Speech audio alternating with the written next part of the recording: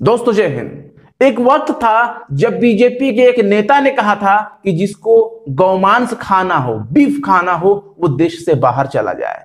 लेकिन अब एक ऐसे ही नेता पैदा हो गए हैं इसी देश में, वो भी बीजेपी के ही चीफ मिनिस्टर, जो ये कह रहे हैं कि कहीं जाने की जरूरत नहीं है, बीफ खाइएगा, हमारे यहाँ आइएगा, जितना खाना हो खा लीजिएगा, व्यवस्था हम करेंगे। यानी कि भारतीय जनता पार्टी के लिए बीफ और गौ हत्या एक चुनावी मुद्दा है, एक राजनीतिक मुद्दा है और इसका जमकर फायदा उठाती है जहां उसे जरूरत होता है। आपको बता दें कि गोवा में वहां के सीएम जो है सावंत, उन्होंने साफ तौर पर यह कहा है कि बीफ की कमी नहीं होने देंगे और 2 दिन में निकालेंगे इसका हल, और भी कर्नाटक से मंगाने का व्यवस्था वो करेंगे, जो गोवा के चीफ मिनिस्टर हैं। और प्रमोद सावंत ने साफ तौर पर कहा है कि प्रशासन 2 दिन में इस समस्या का हल कर लेगी। दरअसल बात यह है कि कर्नाटक में गोहत्या विरोध बिल का लागू होना गोवा की समस्या के लिए एक बड़ी वजह है।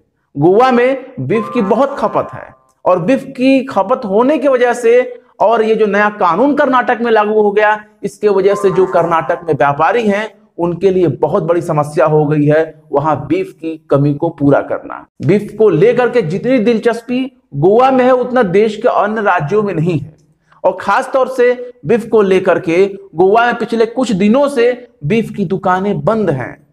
इस कर्नाटक ने जो नया लॉ लागू किया है उसके वजह से कर्नाटक में गोहत्या रोकने के संबंध में पास किए गए बिल का असर पूरे गोवा पर पड़ रहा है। गोवा में बीफ की सप्लाई पूरी तरह नहीं हो पा रही है।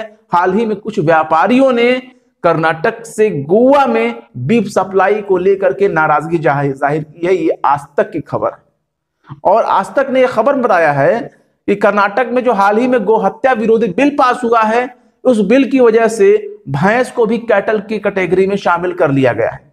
अब कैटल की कैटेगरी में शामिल होने की वजह से अगर कोई भी 13 साल से कम के गाय, बैल, भैंस को मारता है या हत्या करता है या उनका स्लॉटर करता है, तो इसके या उसके मांस को तस्करी करता है, तो इसके लिए 7 साल की सजा होगी और 5,000 से 50,000 तक का जुर्माना होगा। अब इतने कठोर कानून की वजह से जो बीफ के प्रेमी हैं बीजेपी की सरकार वाले राज्यों में, उनको दिक्कत हो गई है। यही होता है ना कि चिराग तले अंधेरा।